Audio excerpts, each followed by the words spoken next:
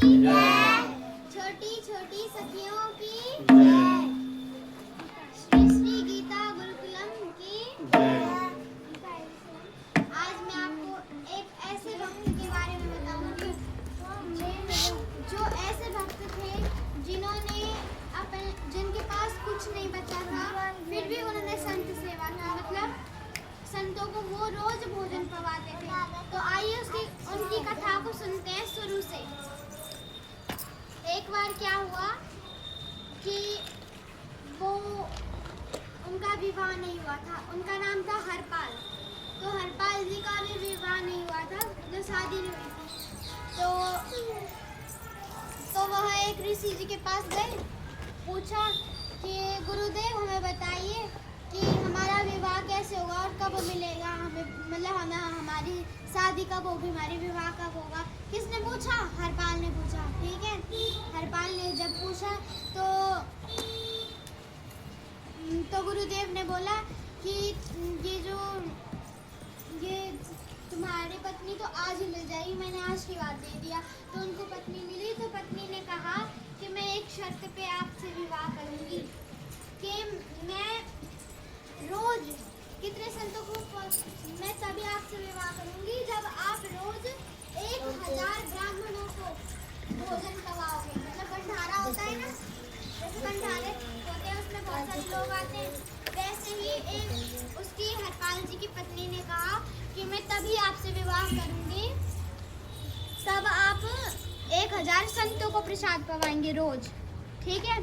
तो हरपाल जी ने कहा ठीक है, ऐसी पत्नी तो दुर्लभ है जो ऐसा कहती है भगवान के भक्त हो और भगवान के ही संतों को जानना चाहती हो, संतों के बारे में सुनना चाहती हो, भक्त हो, वैसी ही पत्नी मुझे चाहिए और ऐसी पत्नी बहुत दुर्लभ है।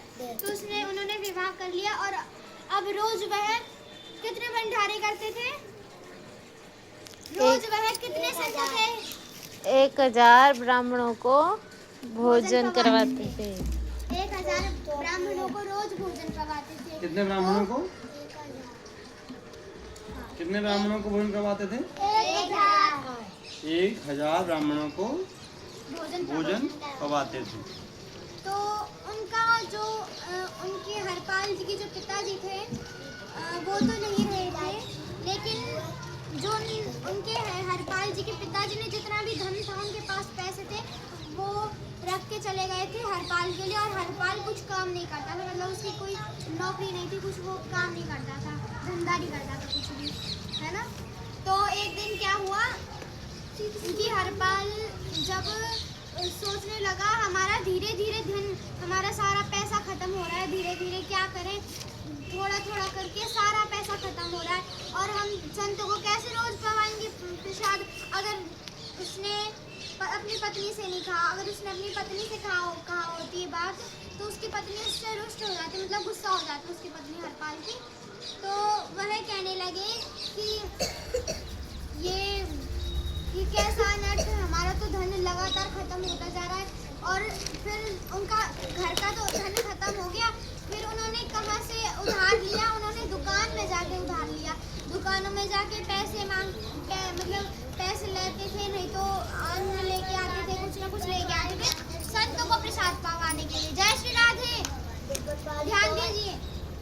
तो वो संतों को भोजन लेके आते थे उधार। जैसे हम किसी को पैसे नहीं देते, क्या देते हैं कि बाद में दे देंगे आपको पैसे, है ना, कहते हैं ना ऐसे। वैसे ही उन्होंने कहा, हरपाल जी ने सभी दुकानदारों से बाजार में गए और ये कहा कि हम आपको बाद में दे देंगे। तो उनके पास धन तो है नहीं था। तो धीरे धीरे दुकानदार भी उनको गालियाँ लग गए देने कि तुम जाओ, तुम धन नहीं देते किसी का और ऐसे ही झूठ बोलते और ले जाते हो यहाँ से धन चुरा के। तो उन्होंने एक बुद्धि लगाई अपनी, और बुद्धि लगा कि क्या किया कि संतों को तो प्रसाद पवाना है, नहीं तो पत्नी तो हमसे रुष्ट हो जाएगी, पत्नी तो चले जाएगी, नहीं तो हमारा वचन टूट जाएगा। तो ये भी तो एक बात है ना। तो उन्होंने क्या किया कि चुपचाप जाते उनको बिना अपनी पत्नी को बता के, और चुपचाप जाते रात को, और जंगल जो होता था ना, गहरा घना जंगल, एक लोग तो वो लोगों के घर से अन्न चुरा लोगों को भी पता लग गया कि ये तो बहुत बड़ा चोर है, हमारे घर पे आके अन्न चुराता है, और ये जो अन्न चुराता है ये पक्का हरपाल ही होगा। तो सभी लोगों को पता लग गया कि ये हरपाल ही हमारे घर पे अन्न चुराता है, ये हरपाल ही हमारे घर पे अन्न चुराता है। तो उन्होंने कहा कि ये क्या, अब तो सभी को पता लग गया। हरपाल ने कहा कि अब मुझे कुछ और ही उपाय लगाना पड़ेगा। तो वो क्या करते, घने जंगल में जाते, वहाँ से जो भी लोग गुजरते उनको लूटते। लोग गुंडे का काम करने लगे। जैसे गुंडे लोग होते हैं वो मतलब चुपचाप आते हैं और ऐसा बोलते हैं ये भी उतार लो, ये भी कर लो, और ये सब कुछ जो तुमने पहना ये सब कुछ दे दो, अन्न दे दो, ये दे दो, है ना, करते हैं ना सब गुंडे लोग। वैसे ही वो करने लगे, किसके लिए, संतों के लिए। तो उन्होंने सभी लोग की व्यवस्था करते थे। तो एक दिन उनके पास ठाकुर जी बहुत प्रसन्न हुए और कहने लगे कि लक्ष्मी मैया मतलब वह अच्छे से तैयार हो गए। और ठाकुर जी ने कहा, सॉरी, इन्होंने